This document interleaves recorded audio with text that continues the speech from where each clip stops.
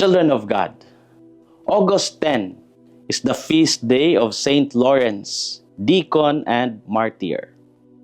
Saint Lawrence served as one of the 7 deacons of the Church of Rome during the 3rd century under Pope Sixtus II. As a deacon, he cared for the church's treasures and organized assistance for the poor, widows, and orphans. During the fierce persecution under Emperor Valerian, Pope Sixtus II was arrested and sentenced to death. Lawrence wished to die beside the Pope, but Sixtus encouraged him to remain faithful because he would soon follow him in martyrdom.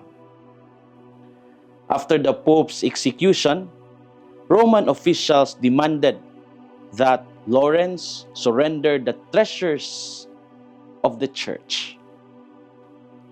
Lawrence gathered the poor, the sick, the elderly, and the disabled, then presented them before the authorities and declared that these were the true treasures of the church.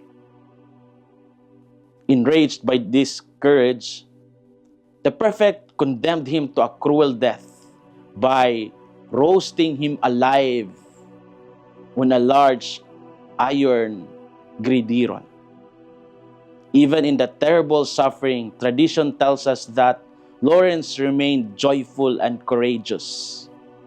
He reportedly told his executioners to turn him over because that part of his body was already cooked. His humor in the face of death comes from an unshakable faith that his life belonged completely to Christ, and his witness continues to inspire Christians throughout the world. In the Gospel story of John, Jesus spoke about a grain of wheat that fell to the ground and died so that it could produce abundant fruit. He taught his disciples, unless a grain of wheat falls to the ground and dies, it remains just a grain of wheat. But if it dies, it produces much fruit. What inspirations can we draw from this gospel? First, giving generously. The grain of wheat looked small and ordinary. It seemed to disappear once it entered the soil. Yet that apparent loss became the beginning of new life. Jesus used that simple image because real growth often required sacrifice before it produced blessings. Many people measure success by what they keep. They count achievements, possessions, influence, or comfort. Yet the people who leave the deepest mark on our lives are often those who quietly gave themselves for others. Parents sacrificed for their children. Teachers patiently formed young minds. Volunteers served without expecting recognition. Their generosity continued to bear fruit long after their work ended. Saint Lawrence was an example.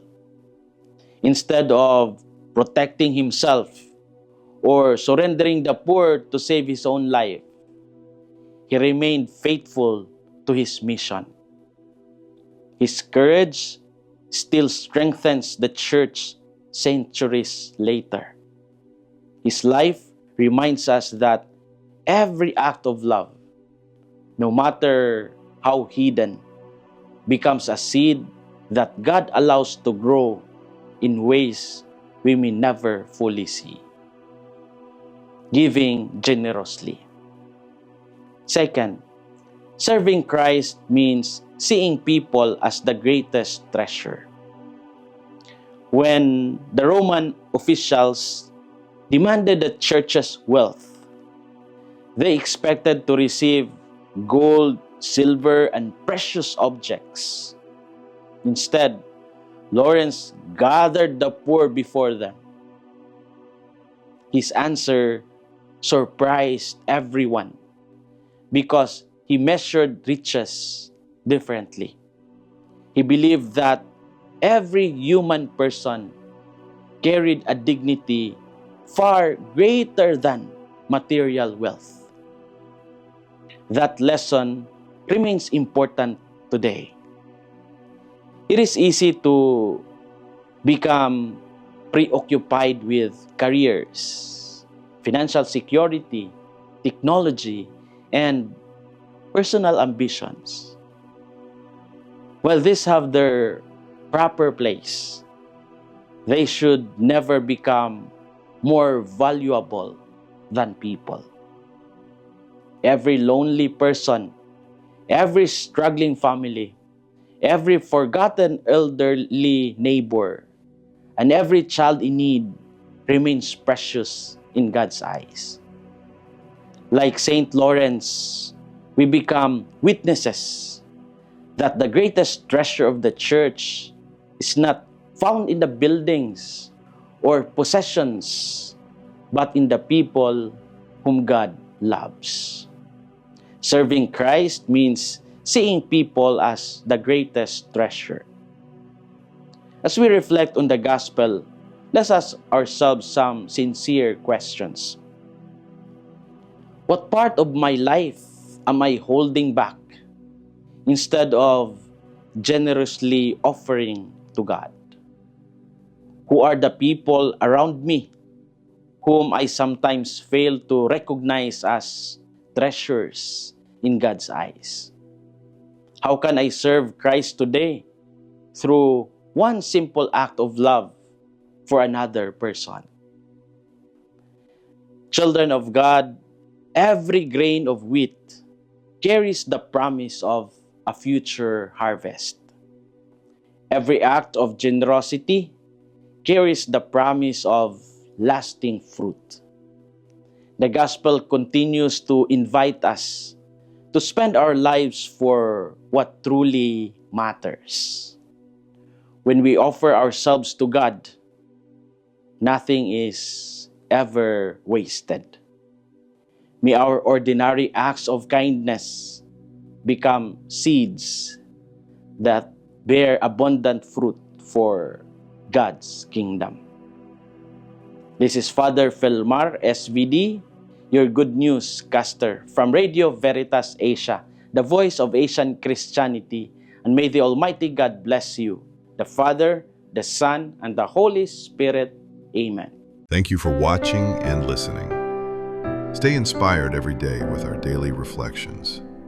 Be part of our growing online community of faith and inspiration. Don't miss a single reflection. Follow us on our social media platforms